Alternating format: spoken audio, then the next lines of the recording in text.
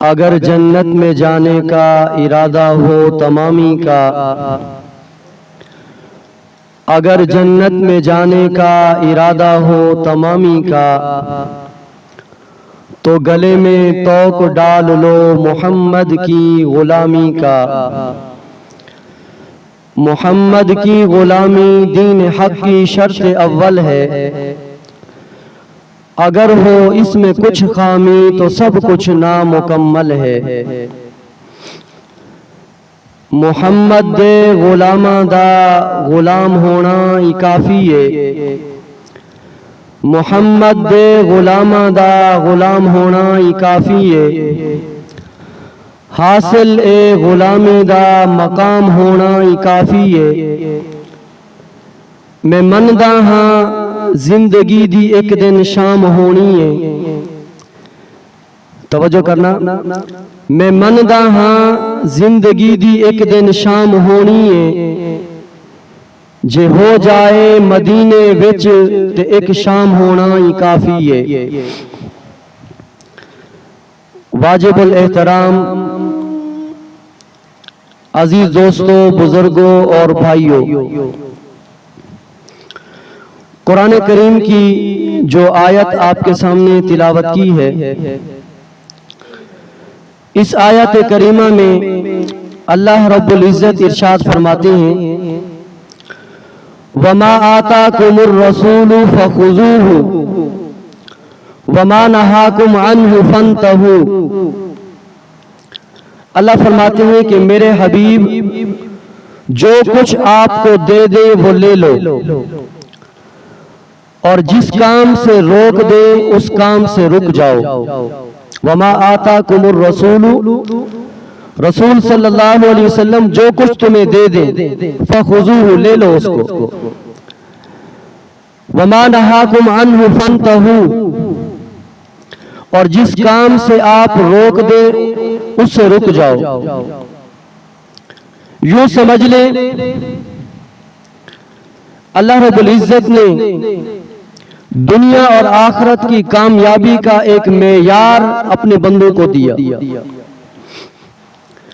कि अगर तुम कामयाब होना चाहते हो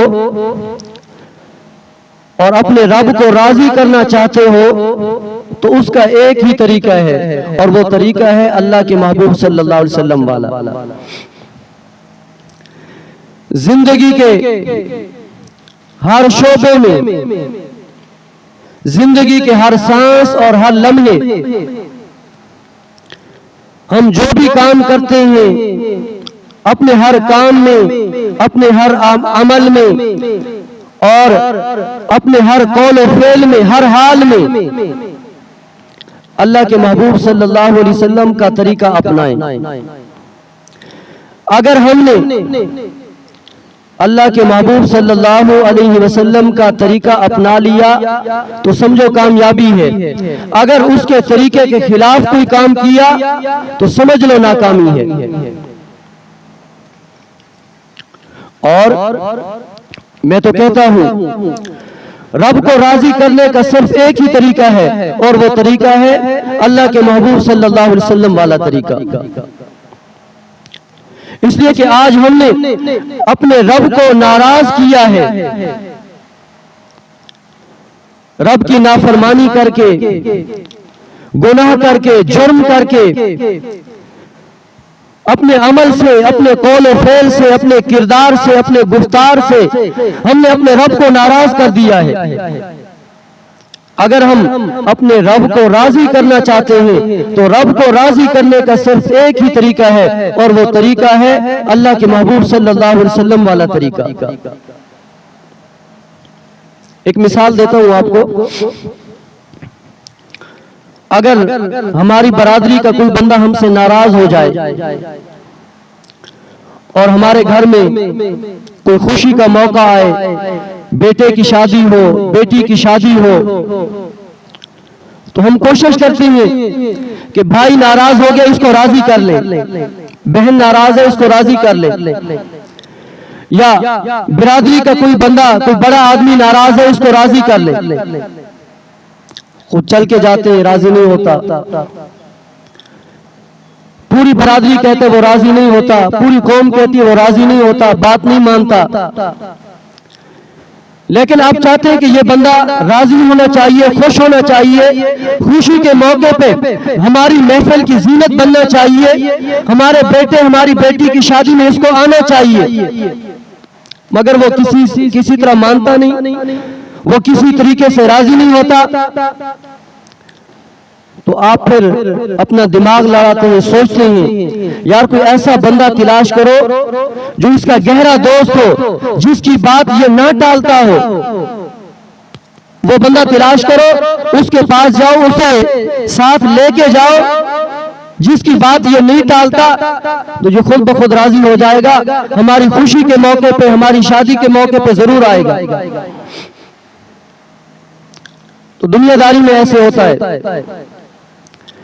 अगर दुनिया में हमारा कोई नाराज हो जाए, हमारा अपना कोई ना खुश हो, हम उसे राजी करने का हर तरीका अपनाते हैं कि किसी तरीके से राजी हो जाए। अगर रब नाराज है तो रब को भी राजी करना जरूरी है, बंदों को राजी करना इतना जरूरी नहीं जितना कि रब को राजी करना जरूरी है। हमने बहुत सारे नेकी के काम कर लिए, मगर फिर भी रब राजी नहीं हो रहा, कोई अमल हमारा उसको पसंद नहीं आ रहा, कोई कमी कोताही हमसे रह जाती है। अगर हम अपने रब को राजी करना चाहते हैं तो उसका एक ही तरीका है, उसके महबूब, उसके हबीब, उसके प्यारे हजरत मोहम्मद मुस्तफा सल्लल्लाहु अलैहि वसल्लम के पास आना पड़ेगा। अगर हमने उसके हबीब को राजी कर लिया, अगर हमने उसके महबूब और उसके प्यारे को राजी कर लिया, उसको अपने साथ कर लिया, तो खुदा की कसम रब खुद ब खुद राजी हो जाएगा। और ये बात मैं अपनी तरफ से नहीं कह रहा, एक मिसाल दी समझाने के लिए। रब का कुरान उठा के देखो, रब कहता है अगर मुझे राजी करना चाहते हो, अगर तुम चाहते हो कि मैं तुम्हारे साथ हो जाऊं, अगर तुम चाहते हो कि मैं तुम्हें अपना महबूब बना लूं, तो अल्लाह फरमाते हैं उसका एक ही तरीका है, फिर मेरे महबूब की इत्तिबा और पैरवी करनी पड़ेगी, मेरे महबूब के दर पे आना पड़ेगा। कुल इन कुंतुम तुहिब्बून अल्लाह फत्तबिऊनी युहब्बिबुकुमुल्लाह व यग़फिर लकुम ज़ुनूबकुम। अल्लाह फरमाते हैं अगर तुम चाहते हो कि रब राजी हो जाए, अगर तुम चाहते हो कि रब तुमसे मोहब्बत करने लग जाए, अगर तुम चाहते हो दुनिया और आखिरत में रब का साथ हो जाए, रब की मईयत, रब की मदद और नुसरत मिल जाए, तो उसका एक ही तरीका है फत्तबिऊनी। अल्लाह फरमाते हैं मेरे महबूब के दर पे आ जाओ, मेरे महबूब की इत्तिबा और पैरवी में जिंदगी गुजारो। अल्लाह फरमाते युहब्बिबकुमुल्लाह, फिर मैं राजी भी ऐसा होगा कि तुम्हें अपना महबूब और पसंदीदा बना डालूंगा। तो जिंदगी के हर अमल में अल्लाह के हबीब सल्लल्लाहु अलैहि वसल्लम का तरीका और आपकी सुन्नत जरूरी है। इसके बगैर न ये जिंदगी कामयाब है, न वो जिंदगी कामयाब है। लेकिन क्या करें, आज का मुसलमान कहता है कि यार है तो नबी की सुन्नत खैर है, छूट जाए तो छूट जाए, लेकिन बरादरी नाराज ना हो, कौम के लोग नाराज ना हो, इलाके के वडेरे नाराज ना हो, है तो नबी की सुन्नत खैर है। हाँ, आपके यहाँ खैर होगी, नबी की सुन्नत को छोड़ देना कोई बड़ी बात नहीं होगी। पूछो उनसे जिनके दिल में अल्लाह के महबूब सल्लल्लाहु अलैहि वसल्लम की एक एक अदा और एक एक सुन्नत की अहमियत थी, उनसे पूछिए कि सुन्नत की अहमियत क्या होती है। एक अल्लाह वाले तशरीफ फरमा थे, साथ में मुताल्लिकीन, मुरीदीन, चाहने वाले बैठे हुए थे। महफिल में कोई बंदा तरबूज लाया, तो तरबूज सबसे पहले मुरीदों ने अपने पीर को पेश किया, अल्लाह वाले को पेश किया। तो अल्लाह वाले ने पूछा कि तरबूज खाने का सुन्नत तरीका क्या है, इसे काट के खाना है या तोड़ के खाना है। अब अहले मजलिस में से किसी को पता नहीं था, किसी ने ना बताया, बताया गया हुजूर ने तरबूज खाया है, मगर तरीका नहीं मालूम हमें, हमने किसी किताब में नहीं पढ़ा। तो अल्लाह वाले ने कहा, मैं मानता हूं ये तरबूज खाना हलाल है, मगर मैं उस वक्त तक नहीं खाऊंगा जब तक नबी की सुन्नत का मुझे इल्म नहीं होगा। ये तुम खा लो, मैं नहीं खा सकता। सुन्नत की अहमियत थी ना। हजरत मिर्जा मजहर जाने जाना रहमतुल्लाह अलैह एक अल्लाह के वली गुजरे हैं, बहुत बड़े आलिम थे। उनके बारे में आता है कि सुन्नत के इतना शेदाई थे और इतना आशिक थे नबी की सुन्नत के कि कोई सुन्नत अपनी जिंदगी में उन्होंने नहीं छोड़ी। नबी जो भी काम करते पहले देखते नबी का तरीका क्या है, नबी की सुन्नत क्या है, पहले मालूम करते फिर उसको करते। एक दफा ऐसे हुआ कि एक दफा वो बैतुल खला जाने लगे। बैतुल खला जाने का सुन्नत तरीका यह है, जब बैतुल खला में दाखिल हो तो सुन्नत तरीका यह है कि पहले बायां पांव रखो फिर बाद में दायां पांव। जब बैतुल खला जाने लगे तो लाइल्मी की वजह से अपने ख्याल में जा रहे थे तो सुन्नत के खिलाफ कदम रख लिया। सुन्नत यह थी कि पहले बायां पांव रखना फिर दायां पांव, तो खिलाफ सुन्नत पहले दायां पांव रख दिया। फौरन जहन में बात आई कि सुन्नत के खिलाफ मेरा कदम उठ गया है। बस ये बात जहन में आनी थी, उसी जगह बेहोश होकर गिर पड़े। लोगों ने देखा, दौड़ के आए कि हजरत गिर पड़े हैं। किसी ने कहा दिल का दौरा पड़ गया है, किसी ने कुछ कहा, किसी ने कुछ कहा। पानी डाला, होश में लाए। जब होश में आए तो पूछा हजरत क्या हुआ था, तो फरमाने लगे खिलाफ सुन्नत कदम उठ गया था। दिल पे हाथ रख के जरा अपने आप से पूछो, मैं और आप होते तो कहते यार सुन्नत के खिलाफ कदम ही तो रखा है, इसमें बड़ी बात कौन सी है, खैर है। तो कहा सुन्नत के खिलाफ कदम उठ गया। दिल में ख्याल आया अगर ये मेरी जिंदगी का आखिरी कदम हुआ तो क्या मेरी जिंदगी का आखिरी कदम नबी की सुन्नत के खिलाफ उठा, मैं तो बर्बाद हो गया। ये तो सुन्नत के आशिक। मैं और आप कहते हैं यार सुन्नत खैर है। शादी में, खुशी में, गमी में, जिंदगी के एक एक अमल में, कौल और फेल में, किरदार में, अखलाक में, गुफ्तार में हम कहते खैर है यार, जो मर्जी आए करो। इमाम मालिक रहमतुल्लाह अलैह उन्होंने सारी जिंदगी मदीने में गुजारी। नबी का इश्क क्या होता है जरा सुनिए। सारी जिंदगी मदीने में गुजारी, जिंदगी में सिर्फ एक मर्तबा हज किया। दिल चाहता था बार बार जाऊं अल्लाह का घर देखने, मगर सारी जिंदगी मदीने में इसलिए गुजार दी। अल्लाह के नबी सल्लल्लाहु अलैहि वसल्लम ने मदीने की मौत की फजीलत बयान की और फरमाया कि तुम में से जिसको इस बात की इस्तिताअत हो वो मदीने मर सके तो मदीने में जिंदगी गुजारे ताकि उसकी मौत मदीने में आए।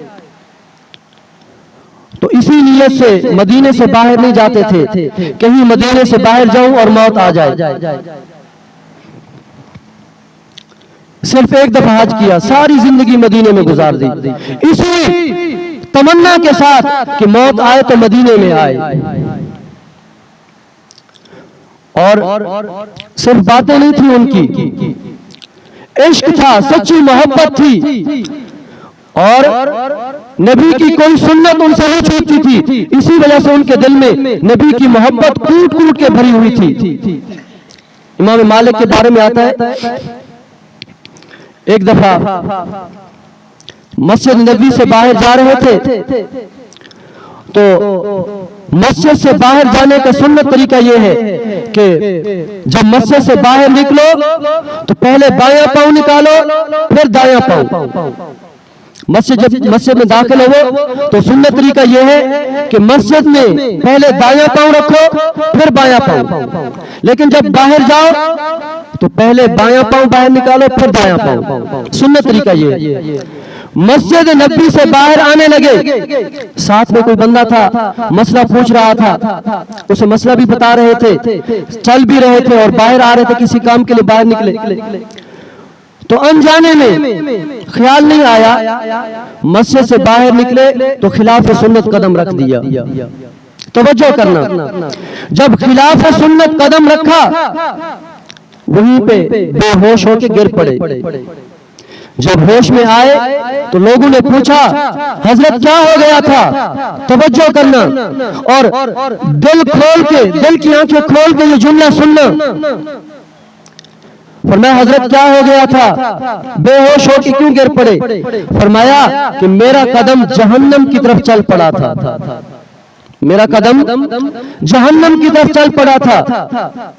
क्यों? इसलिए कि रास्ते दो ही हैं, एक सुन्नत का तरीका, एक नबी का तरीका और दूसरा बिदअत। एक नबी वाला तरीका और दूसरा बिदअत। फरमाया कि जो नबी के तरीके के मुताबिक पांव चलता है वो पांव जन्नत की तरफ जाता है, जो नबी के खिलाफ कदम उठता है वो कदम जहन्नम के रास्ते पे जाता है। अहमियत थी ना नबी की सुन्नत की, नबी के तरीके की अहमियत थी दिल में। और फिर देखो, सारी जिंदगी मदीने से बाहर नहीं गए।